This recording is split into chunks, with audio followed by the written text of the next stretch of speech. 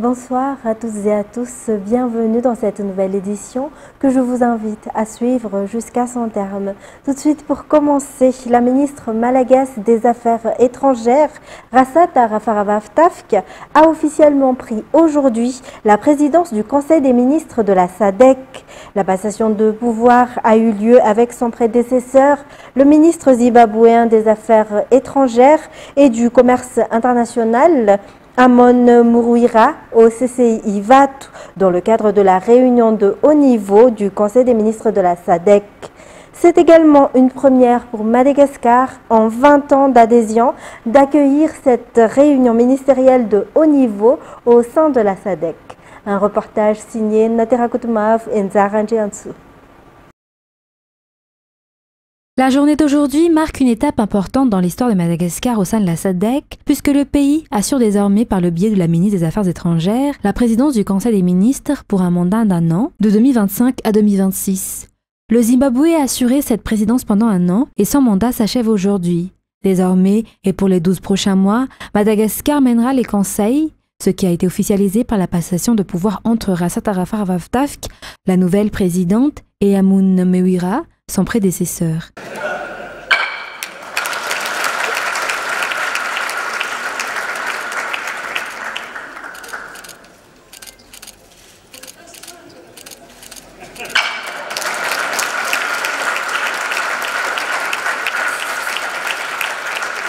Assumer la présidence du Conseil des ministres de la SADC est pour Madagascar un honneur, mais aussi une lourde responsabilité, car cela renforce son rôle au sein de l'organisation. Le pays ne se limite pas à être un simple membre, il intègre désormais le cercle des décideurs, de ceux qui définissent les stratégies et coordonnent les travaux des ministres des 16 États membres. La ministre des Affaires étrangères malgache a souligné qu'il s'agit d'une première depuis 20 ans et que cela intervient sous la présidence du chef de l'État, Andry Rajoelina. La SADC constitue pour nous un pilier essentiel de la coopération et de la solidarité régionale, sur lesquels nous savons pouvoir compter pour relever ensemble les défis et les saisir les opportunités qui s'offrent à nous. C'est donc avec un profond sentiment d'honneur et un sens élevé de la responsabilité que j'accepte aujourd'hui, au nom de la République de Madagascar, la haute mission de présider le Conseil des ministres de la SADC.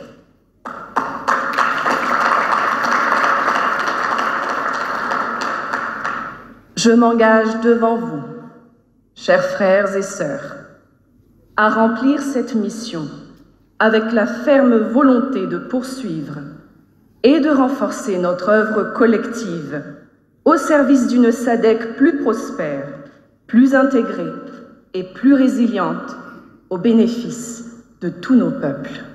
Les travaux actuels du Conseil des ministres de haut niveau portent notamment sur la préparation du 45e sommet des chefs d'État et de gouvernement de la SADC, prévu le 17 août prochain. Les discussions portent sur les priorités stratégiques pour l'Afrique australe, telles que le développement du secteur énergétique, la transformation agricole et l'industrialisation. L'objectif est de renforcer l'intégration et la coopération régionale durable entre les États membres de la SADC. Nous avons l'immense honneur d'accueillir aujourd'hui le tout premier Conseil des ministres de la SADC, organisé à Madagascar, 20 ans après notre adhésion à cette grande communauté régionale.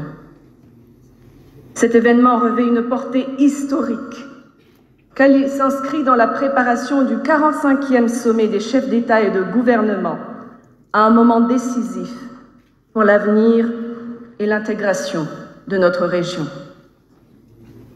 Votre présence en grand nombre honore le peuple malagasy et illustre votre engagement profond envers notre communauté. Au nom de la République de Madagascar, je vous exprime notre profonde reconnaissance et vous donne l'assurance que les acquis précieux de votre mandat continueront d'éclairer et d'inspirer notre action collective. Je souhaite également exprimer ma gratitude à l'ensemble des États membres de la SADC pour la confiance placée en Madagascar. Comme pour chacun de ses membres, l'appartenance de notre grande île à la SADC s'inscrit pleinement dans notre vision et notre stratégie de développement. Elle reflète notre détermination à approfondir l'intégration régionale, à stimuler des échanges économiques dynamiques, à favoriser la libre circulation des biens et des services et des savoir-faire, et à bâtir ensemble un espace de paix, de stabilité et de prospérité partagée. La ministre malgache, en sa qualité de nouveau président du Conseil des ministres de la SADC, a déclaré que Madagascar reste ouvert à tous les membres de l'organisation et qu'il entendait assumer pleinement cette responsabilité pour contribuer au développement durable de la SADC. Les travaux de cette session du Conseil des ministres s'étalent sur 2 jours et s'achèveront ce jeudi. Pour rappel, le Conseil des ministres de la SADC est une réunion régulière de haut niveau regroupant les ministres des Affaires étrangères, de la planification économique ou des finances des 16 États membres. Il supervise la mise en œuvre des programmes de travail et des projets de développement de la SADC et veille à l'application effective des décisions et politiques adoptées. Ces réunions se tiennent généralement 2 fois par an, en mars, puis avant le sommet annuel du mois d'août. Et parlant d'infrastructures à présent, les études techniques sont terminées et les entreprises en charge procéderont bientôt au remplacement des machines de production d'eau dans toutes les stations de pompage et de distribution d'Antananarivo, selon le communiqué de la JIRAMA. Il s'agit d'un vaste chantier visant à améliorer l'approvisionnement en eau de la capitale, rendu possible grâce au soutien de la Banque mondiale. Andiniana Martina, Sech Anjanab. Le déficit actuel de production d'eau à Antananarivo atteint 100 000 m3 par jour. Ce manque est aggravé par les fuites dues à la vétusté des infrastructures. La plupart des équipements, y compris les groupes électropompes des stations de pompage et de distribution, n'ont pas été remplacés depuis plus de 50 ans. Le remplacement de ces matériels commencera bientôt. Les études techniques menées par l'entreprise chargée des travaux sont déjà achevées. Une fois les travaux réalisés, la qualité de l'approvisionnement en eau s'améliorera et la production augmentera. Il s'agit d'un vaste chantier inscrit dans le cadre du projet d'amélioration de l'accès à l'eau potable piloté par le ministère de l'Eau, de l'Assainissement et de l'Hygiène et financé par la Banque mondiale. En plus du remplacement de tous les groupes électropompes, plusieurs actions complémentaires sont prévues, notamment le remplacement de 64 000 m3 de conduites, l'installation de groupes électrogènes dans 25 stations de pompage et de suppression, afin d'assurer la continuité de l'approvisionnement en cas de coupure d'électricité, le forage de puits, dont 24 sur 35 sont déjà opérationnels, l'extension de la station de production d'eau à Manchester 3 qui produira 40 000 m3 par jour, ainsi que l'installation d'une nouvelle station de production à Amurnakun capable de produire 50 000 m3 par jour. Également dans les actualités, plus de 50 personnes ont déjà été arrêtées pour avoir diffusé des rumeurs en prétendant pouvoir vendre des sujets d'examen ou même des mentions sur les réseaux sociaux. S'ajoutent à cela des cas dits de substitution où la personne qui s'est présentée à l'examen n'était pas le véritable candidat inscrit. Cela s'est produit durant les épreuves du baccalauréat 2025. Le ministère de l'Enseignement supérieur et de la Recherche scientifique a confirmé que tout cela relevait des manœuvres de perturbation, qu'aucun sujet n'avait été divulgué à l'avance et qu'aucune mention n'était à vendre. Les personnes mises en cause ont déjà comparu devant la justice, certaines ayant été placées en détention provisoire. Après l'échec des tentatives de perturbation pendant les épreuves, certains groupes sur les réseaux sociaux affirment désormais pouvoir vendre des mentions pour les résultats du baccalauréat. Le ministère a déjà pris des mesures en collaboration avec les forces de l'ordre et le service chargé de la cybercriminalité. Il était rappelé que de nombreuses formes de perturbation ont été observées, comme la diffusion de fausses informations prétendant disposer de sujets d'examen à l'avance. On note également des cas de substitution consistant à modifier la carte d'identité nationale d'un candidat pour qu'une autre personne se présente à sa place aux épreuves. Toutes ces personnes ont été appréhendées selon les explications. 50 d'entre elles ont déjà été présentées devant la justice. Certaines ont été placées en détention provisoire, d'autres restent sous contrôle judiciaire. Il est à noter que la correction des épreuves du baccalauréat est déjà en phase de finalisation dans toutes les universités du pays. Les résultats pour les régions ayant un faible nombre de candidats seront publiés cette semaine. Pour Antananarive, en raison du grand nombre de candidats, les résultats sortent généralement en dernier par rapport aux autres régions. Le ministère de l'Enseignement supérieur et de la Recherche scientifique appelle donc les élèves et les parents à rester sereins dans l'attente des résultats du baccalauréat. 11 familles du Fuktani Ambuimaïns dans la commune d'Ambuimangakeli vivent dans l'incertitude depuis plusieurs mois. Elles craignent d'être expulsées sur le terrain sur lequel elles ont bâti leur maison depuis près de 15 ans. Un homme se présentant comme propriétaire leur réclame la somme de 300 000 ariars par mètre carré si elles souhaitent y rester. Certains ont accepté cet arrangement, tandis que la majorité réclame une révision à la baisse. Détails sur les images de Yves Janel. L'histoire remonte à 2009. Ces familles s'installent alors dans un secteur appelé Persika, dans le Fuktan d'Ambuimaïns, commune d'Ambuimangakeli. Selon leurs témoignages, une association dénommée Tarach les avait installés sur place, moyennant une cotisation mensuelle d'environ 20 000 ariars. Mais en 2014, 2 personnes se présentent tour à tour comme propriétaires des terrains et leur réclament de l'argent. Puis, en 2015, un nouvel acquéreur affirme avoir acheté le site. En 2023, muni d'un certificat juridique et d'une décision d'expulsion et de démolition, il exige le départ immédiat des familles. Face à cette menace, les habitants saisissent la cour d'appel qui décide que les terrains ne pourront pas être touchés pendant 3 ans. Entre-temps, le dernier acquéreur propose un arrangement, 300 000 ariars par mètre carré pour celles qui souhaitent conserver leur maison. Certaines, comme cette femme, ont accepté l'accord et considèrent désormais leur litige clos. En revanche, d'autres familles jugent ce montant excessif, affirmant avoir déjà investi davantage que la valeur initiale de leur terrain. Elles demandent donc un compromis. D'après les informations recueillies, le propriétaire actuel aurait acheté ce terrain à une personne qui l'avait déjà vendu auparavant à ses habitants concernés. Nous avons pu le joindre par téléphone, mais il a refusé de nous accorder un entretien.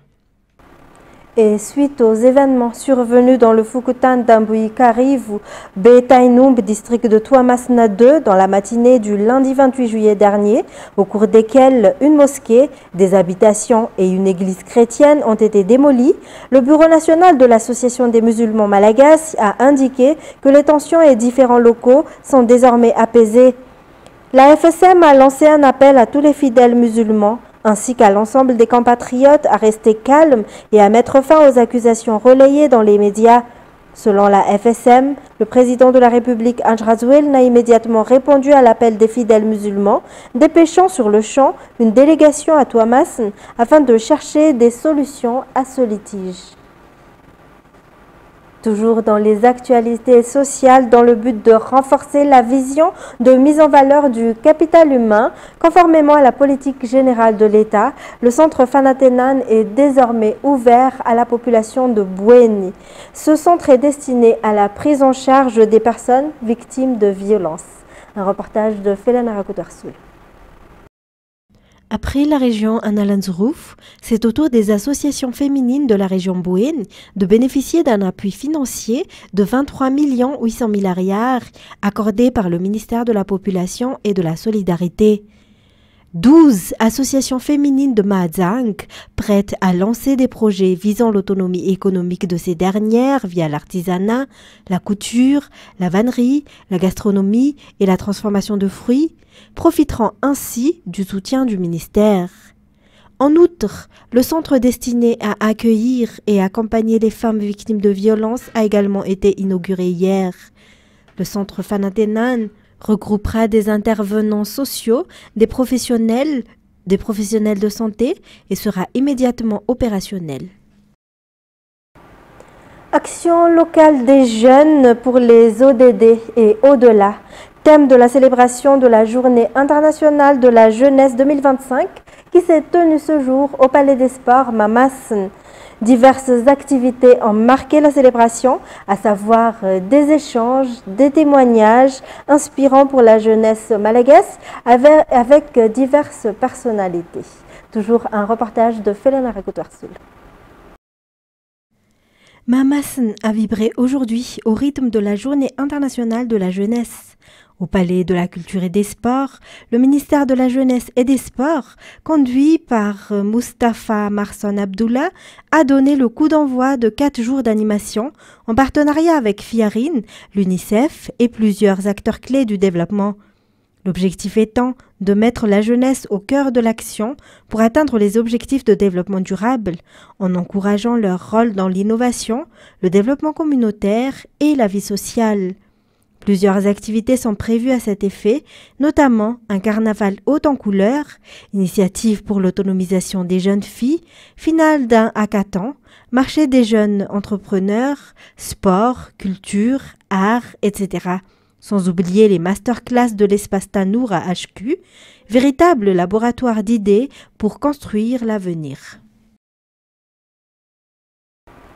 En sport, le championnat d'Afrique de basket, plus connu sous le nom de Afrobasket, débute aujourd'hui en Angola. L'équipe nationale malagasy, les Inkwai, prend part à cette compétition. Madagascar évolue dans le groupe B, aux côtés du Nigeria, de la Tunisie et du Cameroun. Demain, la sélection nationale disputera son premier match face au Nigeria. L'équipe qui terminera en tête du groupe B accédera directement au quart de finale.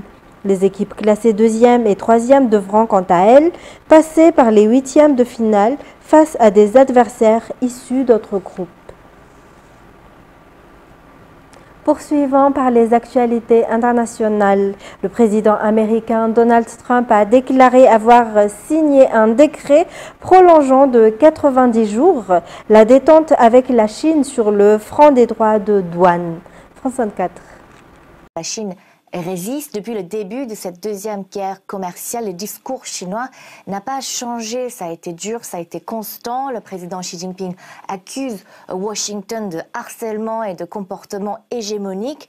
Vous vous souvenez, en avril, on avait des pourcentages à 3 chiffres des droits de douane tellement élevés des deux côtés qu'on allait presque vers un arrêt total du commerce bilatéral entre les deux plus grandes puissances économiques. Au lieu de se dépêcher d'avoir un accord comme d'autres pays, on voit que la Chine prend son temps pour trouver une situation gagnant-gagnant, comme les autorités ici aiment dire. Et si la Chine arrive à le faire, c'est parce qu'elle a plusieurs cartes en main. D'abord, les terres rares. Actuellement, la Chine contrôle presque tout le marché et les États-Unis ne peuvent pas s'en passer. En représailles des menaces américaines, Pékin avait aussi annoncé des contrôles donc à l'exportation de certains métaux stratégiques, obligeant Trump à revoir sa stratégie. Puis Pékin a montré que son économie peut aussi tenir le coup malgré la guerre commerciale, malgré le ralentissement de la consommation ici en Chine. Il y a une certaine résilience de son économie. L'idée, c'est que la population peut endurer une période difficile, mais cela reste quand même un pari car on ne sait pas jusqu'à quand elle peut tenir.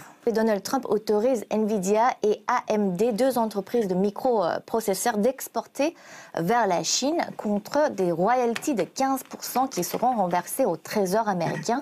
Le président Trump insiste que les puces concernées sont obsolètes, donc ce n'est pas bien grave de les vendre aux Chinois. Mais les élus américains ne sont pas tous convaincus. Certains évoquent des questions de sécurité nationale. Pourquoi il y a quelques mois ça aurait été un risque et pourquoi maintenant si on paye le Trésor américain, est-ce qu'il y aurait moins de risques? D'autres critiquent la façon dont cet accord s'est fait.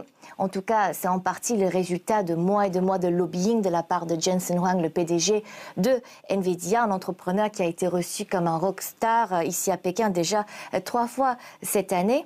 Nvidia, c'est un géant dans l'industrie.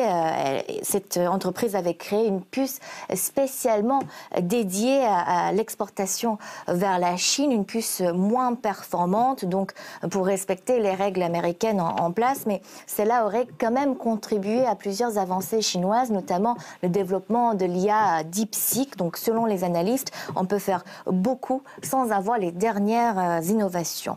Nvidia et les entreprises chinoises pourraient donc être les grands gagnants dans cette affaire.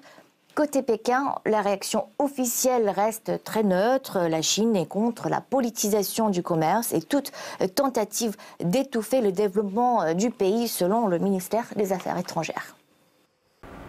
Au moins 68 personnes sont toujours portées disparues dans la crue meurtrière qui a balayé la semaine dernière une localité dans l'Himalaya indien, ont annoncé les autorités locales. France 24. Cela fait une semaine que le village de Darali, au nord de l'Inde, a été rayé de la carte par une inondation éclair. Plus de 100 personnes sont toujours portées disparues et les opérations de recherche et de secours se poursuivent à plein régime. Les routes ont été gravement endommagées, jusqu'à 100 km du site, et la seule façon d'atteindre le village est désormais par hélicoptère.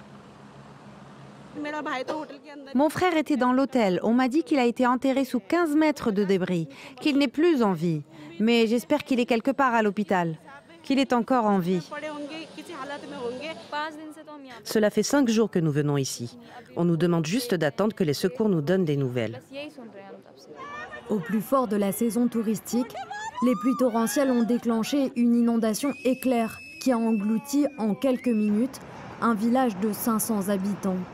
Les autorités confirment la mort de 4 personnes, un bilan encore provisoire. Les rescapés ont été emmenés dans cet hôpital, comme Sohan Singh, qui souffre de blessures légères causées par des débris.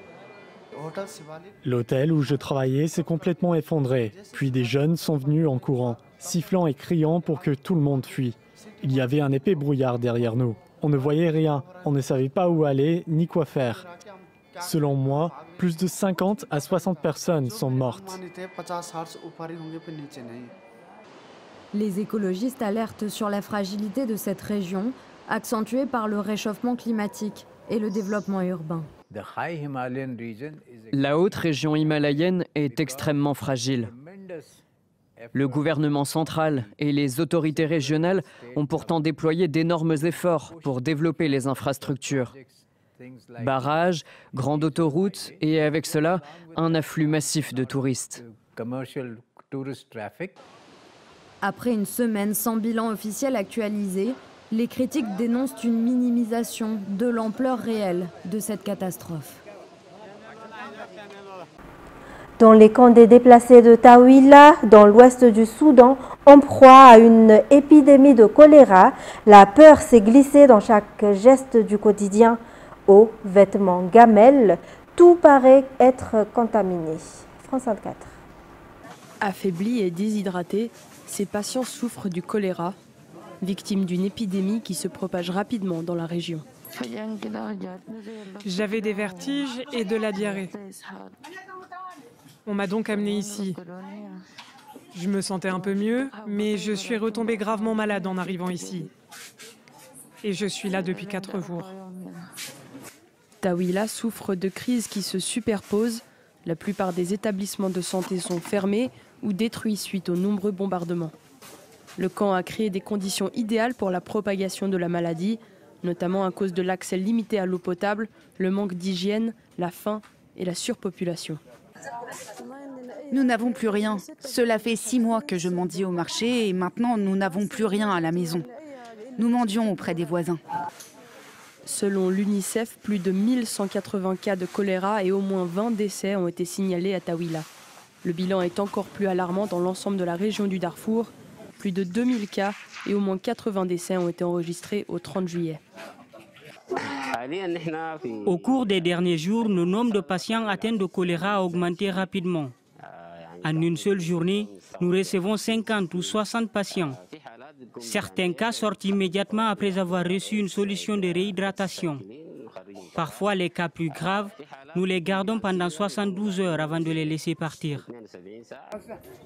Au cours des derniers mois, plus d'un demi-million de personnes ont trouvé refuge à Taouila, fuyant les violents combats à El Fachir.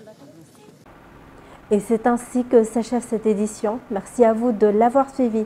Comme tous les mardis, retrouvez CNRA Irlande pour l'émission Nizouk. Au revoir et bonne soirée sur Viva.